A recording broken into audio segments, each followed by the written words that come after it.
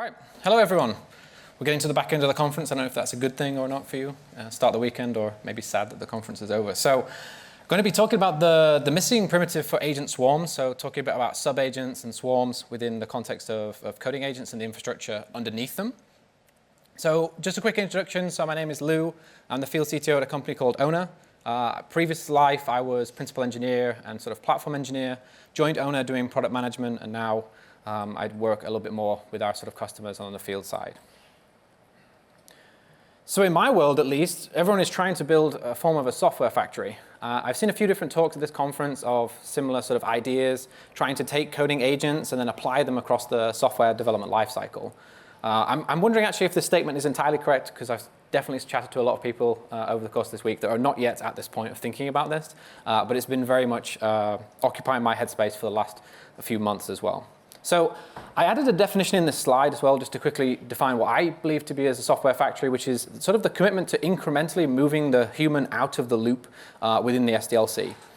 Such that the human is not proactively interacting with a computer. I say that because I've seen a few talks and some people talking about software factory with these like parallel agents, like one individual IC running lots of coding agents at the same time. It's not my personal definition. My personal definition is that you're slowly bringing the human out of it, and then work is flowing from sort of development into production, theoretically in an automated fashion. But we're extremely early in terms of where we're at with software factories. So obviously there's a bunch of funky little visualizations that I've been showing, and a lot of these are actually taken from this website, backgroundagents.com, that I created, which seem to resonate quite a lot. So please do have a look at it. It encapsulates some of these ideas as well. But we have like different patterns really for running these agents at scale, coding agents at scale. So one of them really is sort of this swarm pattern, which for my definition is starting off with an individual intent, firing that out to a number of different agents, and then funneling that back in, let's say, to an individual PR or task. And that's almost like your typical kind of sub-agent process that we've seen quite a few times. Fleets is something, you can't see this very well in the room, unfortunately, but on the top right, the sort of fleets is where you're fanning out agents across, let's say, a number of different repositories inside of an organization, which is a capability we've had in Owner for quite some time now. And you see it a little bit popping up here or there, but not so much. But I think it will be something that organizations will start to take advantage of a lot more in the future. And then at the bottom, you've kind of got events. So if you think about how do we take the human out of the loop and build this sort of software factory, you need to know how and when are you going to trigger those agents, when do they come online. And a lot of this already exists with existing sort of webhook infrastructure and things like that. PR is raised, linear ticket is created, etc. One thing that's been useful for us over the last couple of months is a lot of these large companies have also come forward and shared some of their implementations of this infrastructure. So I'll mention a few notable ones, but Stripe has one. They're what they call Minions, which is built on top of their existing infrastructure, where they've then plugged in these coding agents, and they're able to then drive thousands of pull requests inside of Stripe. Another very noteworthy one, and Ramp has been so loud on social media these last couple of weeks, it's been quite insane. But they also built one that they internally call Inspect, which again is their sort of infrastructure for running these background agents. And it's something that we've been doing now for quite some time. So Owner as a platform has been infrastructure for development environments for about 6 years. But over the last year or two, obviously integrating further with the agent side of that as well. What Owner effectively does is allow you to spin up any number of different development environments. But one of the additional features that we have that I mentioned is this fleet feature. So you can automate on schedules or triggers agents that spin up to resolve issues across a number of different repositories. Like use cases for this is things like CVE remediation or bumping test coverage or enforcing something at scale. As it stands today with current LLMs, that seems to be often tasks that are somehow simple, but the hard part is that you're doing this across a number of different teams, thousands of teams, or thousands of repositories, which is what basically I'm showing you here. So it works kind of like a workflow kind of creation. You're adding prompts, scripts, and things like that, and then using that to drive this change across your organization. I did want to give a notable shout out also to the harness engineering blog that OpenAI and Ryan created, because this encapsulates much of this mindset of trying to then take and encode as much of your process into your repository, into your context files, your agents.md, in order to build effectively that software factory. Over the last couple of days, I had a few questions with people talk about harness engineering and what is it. For me, it's really another extension on context engineering, whereby everything in your repository, from skills to agents.md to unit tests, everything that you could possibly use to give feedback to your agent is, for me, harness engineering. So I include this little visualization in the top corner because, as well, for me, harness engineering is very much about doing things, letting the agent run through, figuring out where the agent gets lost, and then encoding that knowledge back into your repository or context, again, to try and get the agent flowing through the software factory as much as it can. So if we take a step back and then think about, from an infrastructure level, what you need effectively to build this form of sort of software factory, the first piece of that puzzle is a runtime, or you need somewhere for the agent to run. And I believe this mostly is pretty much a solved problem now. You then need a way to orchestrate these, so you need to run them at scale. So you need a way to run these agents, scale up, scale down horizontally. You need some way to trigger them. But for me, one of the biggest difficulties if you try and build this today is effectively agent coordination. So how do you get the agents to sort of interact with each other, pick up tasks from each other? How do they collaborate? For runtimes, lots of different approaches here, but you can run agents as separate threads. You can isolate them more in work trees. You can then go one step of abstraction further and put them in containers and VMs or micro VMs. Or what Ona does, basically, we really call these dev environments. So like the sandbox conversation has made this very blurry, but we at least believe that for running sort of proper development tasks, it has to be inside of a virtual machine. The reason for that is for the isolation from a security standpoint, a container is not a bulletproof isolation boundary. So if you have an agent running in there and you want to secure it, there's challenges for a container. They're also bursty. If you run them on Kubernetes or in pods, you have noisy neighbor problems. You're going to have compute contention across different containers. And only with having sort of the full isolation of a VM will you be able to effectively do this properly. Let me run back through my presentation, sorry. Cool. So let me actually just quickly, it's a good point actually at this point, I will show you a quick demo of how this actually looks inside of the owner interface, because a lot of this is a little bit theoretical. I did a quick recording of this yesterday in my hotel room, just in case the Wi-Fi was terrible in here. But let me just run you through this. So in here you see the owner interface. On the left-hand side you have all the different tasks that I have running. So I kicked off 2 different tasks here. The first one, I asked Ona to implement me Symfony. So Symfony has a spec in the repository that talks about how to implement Symfony. It's a very detailed spec, so I wanted to use it as an example. I gave one of the agents and asked it to spin this up using process-based agents, so sub-agents running within the environment itself. So take the VM, run the agent inside, and that agent will spin up sub-agents within that VM. The other one I asked it to is effectively to run me a fleet with a number of different VMs. So the agent is actually then empowered to create other VMs inside of the platform, and it can spin up technically infinite of these. So wherever you're running this, you're only really inhibited by as much as you're willing to pay and as much as your cloud provider can scale to.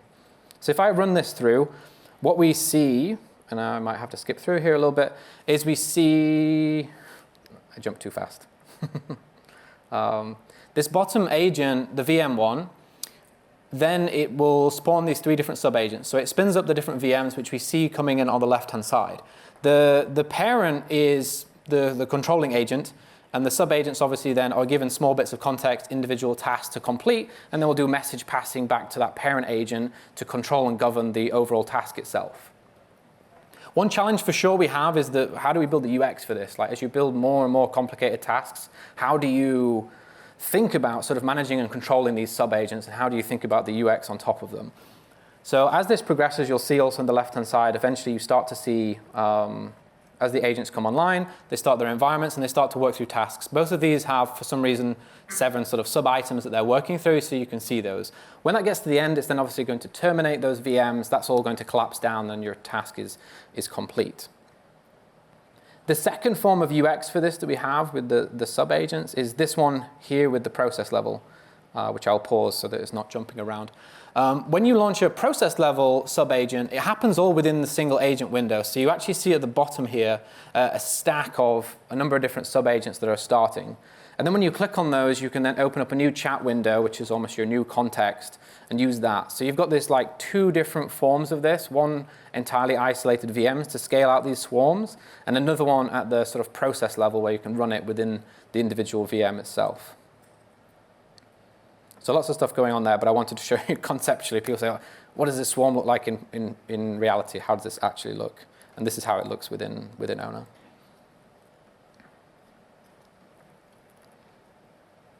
So give me 1 second to fly back through. So coming back to the software factory idea. So how do I know about some of the challenges about software factories? And that is because I've also tried to build one. Obviously, I implement many of these ideas in our own projects, but I also, similarly to what OpenAI did building out their sort of Symphony project and their harness engineering blog, is, OK, what can we build a project without touching any lines of code?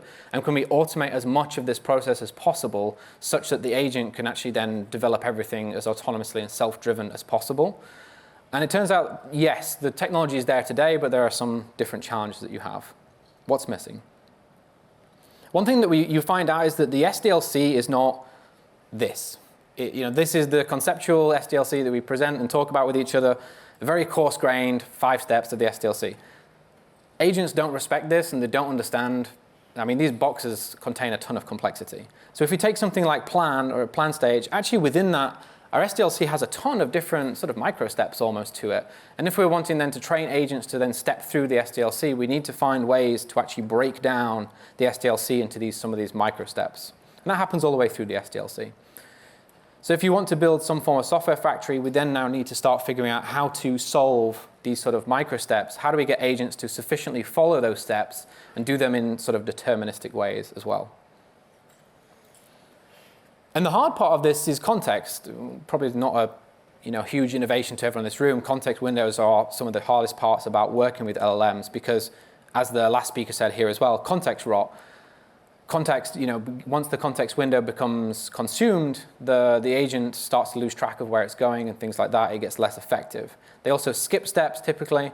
They want to please us. They're quite sycophantic, so they might ask them to write some tests, and then they're going to skip some tests in order to complete the task. So a lot of the tools that we have today as well for coordinating these agents, as you start to spin them up, once you've got this infrastructure, you have the runtimes, you have the orchestration, the missing piece then you also need is coordination. So if you use something like GitHub, GitHub is not a coordination layer for agents. It gets incredibly overwhelming. You can have your agents raise a pull request, you can review it, you can then solve the merge conflicts, you can fix the CI build, etc. But this gets incredibly noisy for you as a human to make sense of where you should step in to intervene with that agent itself. GitHub is a poor solution for this. Symphony is built on top of Linear, but suffers the same problem, that we're reusing existing sort of human tools in very weird ways for agents. But I think we are now at the cusp of now effectively solving this, and I think it might be solved in a few different ways. One is through sort of state machines, by building out workflows and effectively state machines that we've had for a very long time, and then building these as our versions of our SDLC. I do believe to a degree some of the ideas from durable executions comes into this as well. Lots of companies have pioneered this over time to be able to run a process in a durable fashion. But we do need to solve also the gates and compliance section of this. And I do believe actually there is definitely a gap right now also for packaging this in some sort of like CLI construct whereby you can run this locally in a sort of development environment, but also then remotely in a CI or some other fashion like this. But that's effectively it. If anyone wants to chat and go a little bit deeper, I think we've got a couple of minutes. We can also take some questions if we need to. Yes, basically my definition of software factory is moving this human on the loop so that they're not necessarily driving each of these individual changes. Context and context management is by far the hardest part of building this software factory. Out of these primitives, I do believe we've effectively solved the runtime. There are many options for this now, sandboxes and containers and other solutions. The orchestration is effectively solved. The triggers are solved. But the thing that's missing for me is coordination. Also, one of our folks here is here from our security team. And security is another piece of the puzzle that we really need to solve as well to drive more automation. But it's this coordination layer that I think is largely what's missing.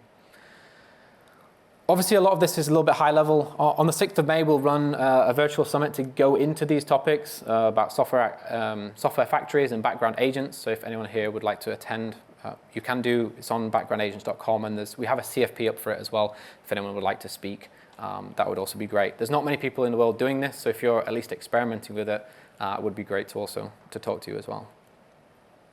The other thing is a few people that I've been speaking to at the conference, especially about Software Factory, complain that obviously a lot of these talks are a little bit theoretical, which is true.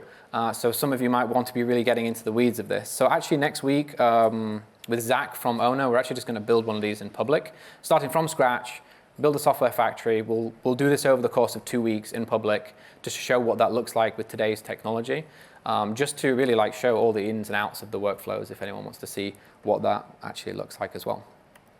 But there you go. Thank you very much. We do have 2.5 minutes if anyone has questions, but if not, I'll also be outside and downstairs. Yes? Thank you for the talk. Super helpful. Could you maybe go back to the slide where you were talking about the problems with the coordination layer? Yep. Memory, and then also if you could just elaborate a bit more on what you propose as a solution and more concrete, that would be pretty interesting to hear your thoughts. Yeah, sure. So I have been, so I need to repeat the question actually for the stream. So the question was problems with the coordination layer and sort of more concreteness about the solution. What could that potentially look like? So I have, we have a number of different sort of prototypes for this internally, and I've also been trying to think about what we do with this. So I think one form factor that works is the CLI.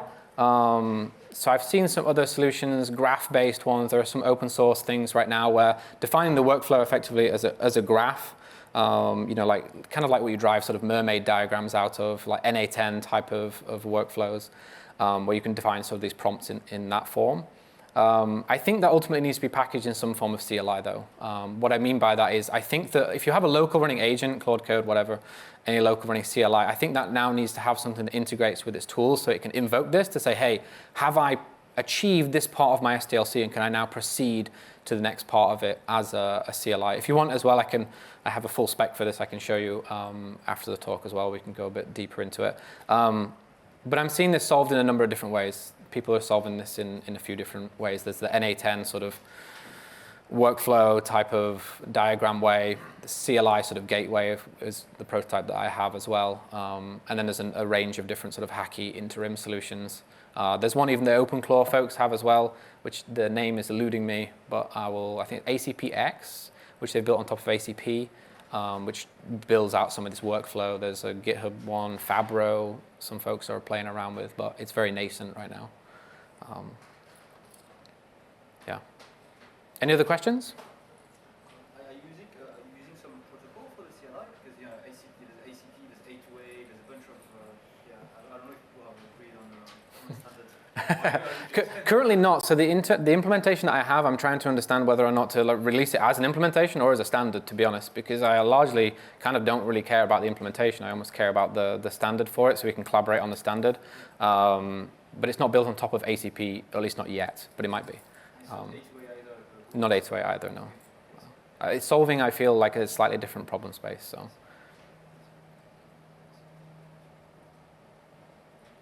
Cool. All right. Thank you very much. Enjoy the conference, everyone. Thank you.